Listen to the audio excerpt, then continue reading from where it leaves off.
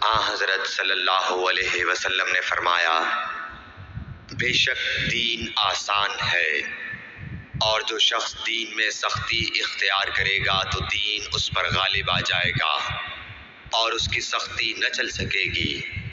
بس اس لیے اپنے عمل میں پختگی اختیار کرو اور جہاں تک ممکن ہو میانہ روی برتو، اور خوش ہو جاؤ کہ اس طرز عمل سے تم کو دارین کے فوائد حاصل ہوں گے۔ اور صبح اور دوپہر اور شام اور کسی قدر رات میں عبادت سے مدد حاصل کرو۔ نماز 5 وقتہ بھی مراد ہو سکتی ہے کہ پابندی سے ادا کرو۔ صحیح بخاری حدیث نمبر 39۔